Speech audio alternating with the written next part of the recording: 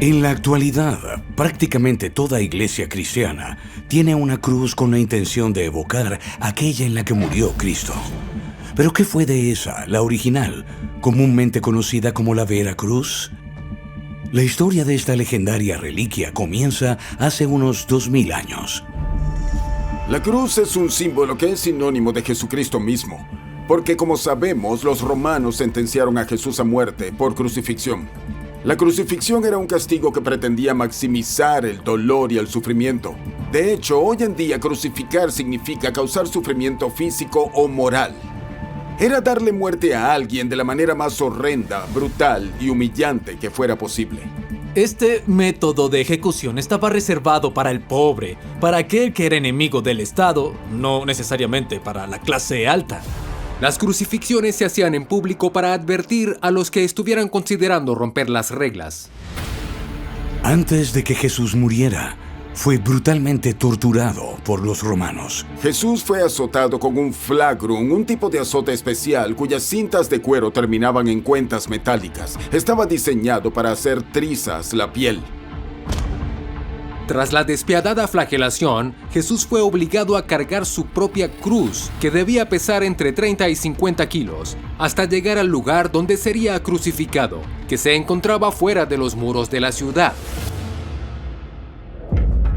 La cruz para crucifixiones estaba hecha de dos gruesas vigas de madera. Estaba el poste central llamado stipes, una vertical permanente en el suelo como una estaca. Y luego estaba el travesaño o patibulum de alrededor de 2 metros de largo para abarcar la longitud de los brazos extendidos, que se fijaba cerca de la cima del poste central.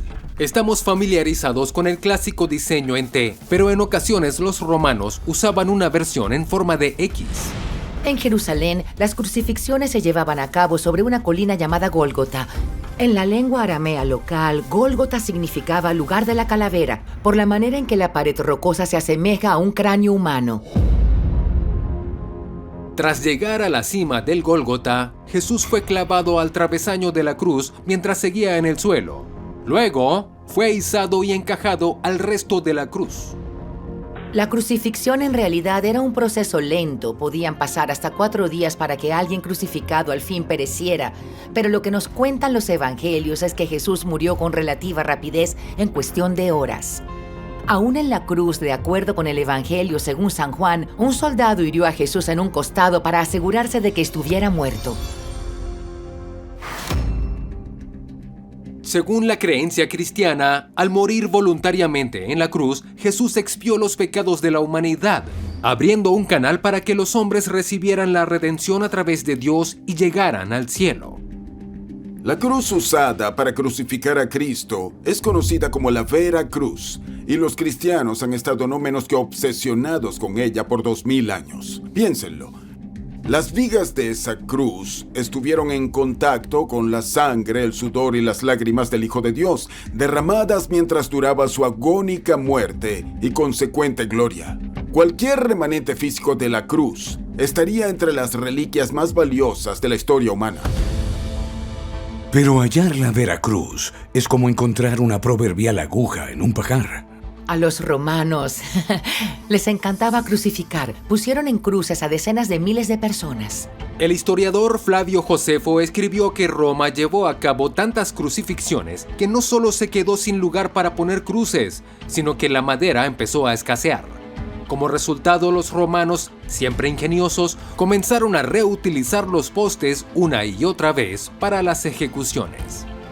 No había un procedimiento para bajar y enterrar los cuerpos. Los cadáveres se quedaban en las cruces con la intención de que allí se descompusieran y fueran un repugnante recordatorio de lo que ocurría con los enemigos de Roma. Así que no se sabe qué sucedió con la cruz de Cristo luego de que retiraran su cuerpo.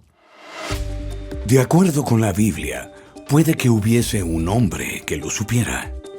Según los evangelios, a un adinerado seguidor de Jesús llamado José de Arimatea se le permitió llevarse el cadáver de Cristo luego de su muerte. Sobornó a las autoridades para acceder al lugar de la crucifixión y cuidadosamente bajó el cuerpo de la cruz. Dio al cadáver de Jesús un trato respetuoso según sus costumbres y lo depositó en una tumba de roca, presuntamente cerca del Gólgota. La Biblia no especifica qué sucedió con la cruz, pero dados los cuidados y la reverencia que José de Arimatea dio al cuerpo de Jesucristo, para muchos sugiere que pudo haberla conservado y hasta llevado a la tumba, así como otros souvenirs del acontecimiento. Si la cruz no fue desechada y de alguna forma sobrevivió, las esperanzas están en José. Según las investigaciones, inclusive en los siglos III y IV después de Cristo, la Vera Cruz yacía en una tumba cerca del lugar de la crucifixión. Por desgracia, la ubicación exacta de dicha tumba fue, a propósito, olvidada. Luego de la ejecución de Jesús, el cristianismo continuó como una facción del judaísmo. Para los romanos, una peligrosa secta. Varias prácticas fueron malinterpretadas como canibalismo o incesto, así que Roma se ensañó con los cristianos. Durante el siglo I después de Cristo, el emperador Nerón fue en particular cruel. Según algunas fuentes, torturaba a cristianos en público, por lo que estos evitaban exponer sus sagrados signos y sus vidas. Recurrieron a símbolos secretos y códigos para identificarse el uno al otro y conservar su fe sin que los romanos lo notaran. Muchos opinan que la cruz se volvió uno de esos símbolos. Para el 200 después de Cristo se piensa que algunos cristianos usaban la señal de la cruz como un apretón de manos secreto. Y el secretismo continuó hasta principios del siglo IV. Durante la batalla del puente Milvio en el 312 después de Cristo, el emperador romano Constantino tuvo una visión de algo en el cielo sobrevolando el campamento de su ejército. Según algunas versiones de la leyenda, vio un símbolo de principios del cristianismo conocido como Jirró o Cairró, las dos primeras letras griegas del nombre de Cristo. En otras versiones, Constantino vio una cruz de luz en el cielo con el mensaje: "Con este signo vencerás". Apoyándose en el mensaje, ordenó que el símbolo fuese incorporado en los escudos de sus soldados. Y cuando estos salieron airosos de la batalla, se hizo creyente, se convirtió y Constantino se volvió el primer emperador cristiano. Al año siguiente, en el 313, Constantino emitió el Edicto de Milán, que legalizó el cristianismo. Los cristianos ya no serían perseguidos. 10 años más tarde, el paganismo se volvió ilegal, así que pronto los cristianos pasaron de ser proscritos a ostentar la religión preferida del Imperio Romano. Seguidamente, cerca del 324 después de Cristo, Constantino se empecinó en conseguir la Vera Cruz. Constantino quería que sus súbditos se convencieran rápido de su poder y de su fe recién adquirida y demostrar que Jesús había hecho el sacrificio máximo al morir en la cruz para salvar a los hombres. Pero quería evidencia. ¿Y qué mejor prueba que la cruz original? Él se obsesionó con cualquier reliquia relacionada con la crucifixión. Para ese momento habían pasado casi 300 años desde la muerte de Jesús, un periodo en el que los cristianos habían ocultado lo que podían de los romanos. Constantino estaba en su propio calvario. ¿Qué fue lo que hizo? Le pidió ayuda a su madre.